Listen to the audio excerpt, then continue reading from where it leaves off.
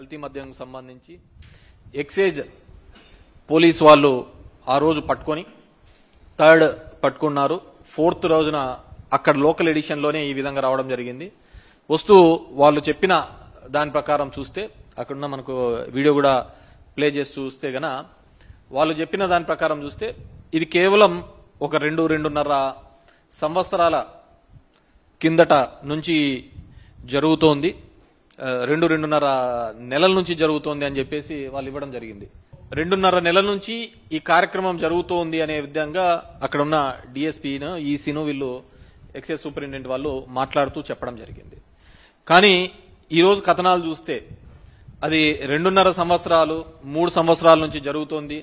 దీనికంతా వైసీపీ హయాంలోంచే మొదట ఆఫ్రికా నుంచి అన్నారు, మళ్ళీ దాని తర్వాత ఇప్పుడు లోకల్ గా ఉన్న జోగి రమేష్ ద్వారా జరిగిందని చెప్పి ఒక పొలిటికల్ గా తీసుకొని రావడం జరుగుతుంది. నేను ఒకటే చెప్పదలుచుకున్నా, 3వ తేదీ ఇది లోకల్ పేపర్లో వచ్చిన తర్వాత మళ్ళీ 6th వరకు ఎక్కడే గాని ఏ పేపర్లోనూ రావటం లేదు. ఎప్పుడైతే వైఎస్ఆర్ కాంగ్రెస్ పార్టీ కల్తీ మద్యం గురించి పలు అంశాలుగా ప్రస్తావించడం జరిగిందో, జోగి రమేష్ డైరెక్ట్ గా స్పాట్ కు పోయి ఇది నారావారి సారా అని చెప్పేసి ఎగ్జిబిట్ చేయడం జరిగిందో, బయట పెట్టడం జరిగిందో, ఆ రోజు నుంచి కూడా దీని మీద మేము పెద్దగా యాక్షన్ తీసుకుంటున్నామని చెప్పేసి చేయడం జరిగింది. దానిలో ఉన్న జయచంద్రారెడ్డి అదేవిధంగా జనార్దన్ అనే వాళ్ళను ఇద్దరిని సస్పెండ్ చేస్తున్నట్టుగా చెప్పడం జరిగింది. ఈ జనార్దన్ అనే అతను సౌత్ ఆఫ్రికా నుంచి ఒక వీడియో రిలీజ్ చేయడం జరిగింది. ఆ వీడియోలో మనం బాగా చూసాము అంటే నాకు ఇది సంబంధం లేదు, నాకు ఆరోగ్యం బాగాలేకుండా ఇక్కడికి వచ్చాను అని చెప్పిన అతను ఎంత ధైర్యంగా ఒకవేళ ఇక్కడ కేసెస్ ఉన్నాయని విత్-ఇన్ 2 days ఎంత హుందాగా ఎయిర్పోర్ట్ నుంచి బయటకు వచ్చినాడో మనం చూస్తున్నాం. ఎయిర్పోర్ట్ నుంచి బయటకు వచ్చినారు. అతనికున్న ఈ కోర్టుకు సబ్మిట్ చేసిన దాంట్లో కూడా రిమాండ్ రిపోర్ట్ లో కూడా ఆయన్ని తీసుకొని వచ్చినాము. ఈ విధంగా 12 ఎవరో కొద్దిమంది మీడియేటర్ సహాయంతో, ఎవరా మీడియేటర్లు, ఎవరేం మీడియేట్ చేసినారో వాళ్ళు తెలియదు, వాళ్ళు ఏం మీడియేట్ తీసుకొని వచ్చి ఇతనికి ఇది చేసినారు.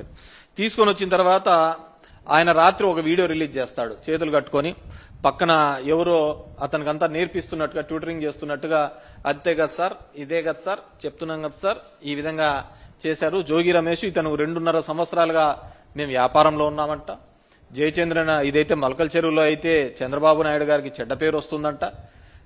ఈ చందమామ కథలన్నీ అల్లుకుంటా రావడం జరుగుతుంది. మేము ఒకటే చెప్తున్నాం, మా వాళ్ళు ఏదైనా ఒక చిన్న ఊర్లో ఒక ఫ్లెక్సీ కట్టాలంటేనే పోలీసు వాళ్ళు వచ్చి అడ్డం పడి చేస్తా అంటారే, ఒక చిన్న పోస్ట్ పెడతా అంటేనే పోలీసు వాళ్ళు వచ్చి చేస్తా అంటారే, అలాంటిది ఇంత పెద్ద ఒక దందా నడుస్తోంది, ఒక దందా చేస్తున్న దానికి వైసీపీ వాళ్ళు చెప్పినాడని ఎంత ధైర్యం ఉంటే జనార్దన్ రావు గారు చేస్తారు చెప్పండి. జనార్దన్ రావు ఒక వైసీపీ అతను చెప్పాడని చెప్పి జనార్దన్ రావు ఇంత పెద్ద స్కెచ్ లో చేస్తాడా? గవర్నమెంట్ లో ఇలాంటివి ప్రోత్సహించకపోయింటే, నేను సింపుల్ థింగ్ చెప్తాప, మా గవర్నమెంట్ ఉన్నప్పుడు టు బి హానెస్ట్ చెప్తున్నా, హైదరాబాద్ నుంచి గాని బెంగళూరు నుంచి గాని ఒక 2 బాటిల్ తీసుకొని వచ్చా అంటే పోలీసు వాళ్ళు అడ్డం పడి నిలబెట్టేసి జైల్లో వేసిన సందర్భం. ఓ 2 బాటిల్ తీసుకుని రాడికి దానికి ఓ అని మా మీద అందరూ బాధపడిన సందర్భం, 2 బాటిల్ తెచ్చుకోలేరా అయ్యా అని చెప్పేసి. ఈరోజు పాపం 2 బాటిల్కి సంబంధం లేకుండా ఒక కుటీర పరిశ్రమే మొదలు పెట్టేసి గ్రామాన కూడా మొదలు పెట్టినారు. ఎందుకు వస్తుంది ఈ విధంగా కల్తీ మద్యం, ఎందుకు ఏ విధంగా తయారైతుంది? వీళ్ళు బెల్ట్ షాపులు అన్ని కూడా వేలాల్లో అమ్మినారు. 1,00,000, 2 లక్షలు, 3 లక్షలు, 9 లక్షలు, 10 లక్షల వరకు పోయిన వేలాలు. అక్కడ నా గ్రామంలో ఉన్న డిమాండ్ను బట్టి పోయినప్పుడు ఆ 10 లక్షలతో ఈ బ్రాంచ్ షాప్ లోంచి సరుకు తీసుకొని అమ్మితే వాళ్ళకేం పెద్ద లాభం రాదు. ఈ విధంగా కల్తీ చేసుకొని వస్తే మా ఏరియాలో కూడా, మా ధర్మవరం ప్రాంతంలో కూడా ఇప్పటికీ వైన్ షాప్స్లలో, కొన్ని తెలుగుదేశాన్ని పార్టీకి సంబంధించిన వైన్ షాప్స్లలో కదిరి నుంచి వచ్చి రాత్రిపూట వచ్చి బాటిల్ అలాగే ఉంటుంది, బాటిల్ అంతా ఇట్లా నీట్ గా తిప్పుతారు, దాన్ని మాడుస్తారు, ఒక 2 కేసులు 3 కేసులు, ఒక కేసుని 3 కేసులుగా తయారు చేస్తారు, వెళ్ళిపోతూ ఉంటారు. అంత నైటే వర్క్ జరుగుతూ ఉంటది. ఇది ప్రతి చోట ఉన్న పరిస్థితే. ఎందుకు ఈ నకిలీది వచ్చింది? కేవలం వీళ్ళందరూ ఈ బెల్ట్ షాపులలాగా బాగా విస్తరించిపోయినాయి. ఈరోజు నిన్న చంద్రబాబు నాయుడు అంటున్నాడు బెల్ట్ షాపులు ఇవన్నీ మేమన్నింటినీ వచ్చి మీద కఠినమైన చర్యలు.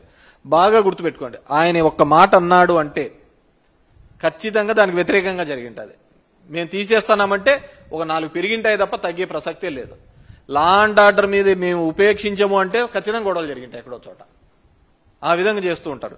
సో ఈరోజు వైఎస్ఆర్ కాంగ్రెస్ పార్టీ మీద ఈ విధంగా రుద్దే ఒక ప్రయత్నం నిజంగంటే కూడా నీచాది నీచమని. అందుకే నిన్న జోగి రమేష్ గాని వైఎస్ఆర్ కాంగ్రెస్ పార్టీ గాని ఒక థర్డ్ పార్టీ ఎంక్వైరీ చేయాలి అని చెప్పేసి సిబిఐ పార్టీకి మేము సిబిఐ దీని మీద ఇన్వెస్టిగేషన్ చేయాలి అని చెప్పేసి. ఎందుకంటే ఇక్కడ ఉన్న వాళ్ళు సిట్ అంటే సిట్టు, స్టాండ్ అంటే స్టాండ్. ఒక జగన్మోహన్ రావు అనే అతను వచ్చి జనార్దన్ రావు అని వచ్చి ఒక స్టేట్మెంట్ ఇచ్చేస్తాడు, ఒక వీడియో పెడతాడు. అసలు ఈ ఇన్వెస్టిగేషన్ ఆఫీసరు ఈ విధంగా వీడియోస్ ఏ విధంగా లీక్ చేస్తాడు? తన ముందర ఇన్వెస్టిగేషన్ కాన్ఫిడెన్షియల్ గా జరగాలి, జరిగిన తర్వాత వీళ్ళంతా నిందితులు, వీళ్ళంతా ఈ విధంగా జరిగిందని. అది ఏ పార్టీ వాళ్ళు ఉన్నా కానీ ఒక ఇన్వెస్టిగేషన్ అంటే ఆ విధంగా జరగాలి.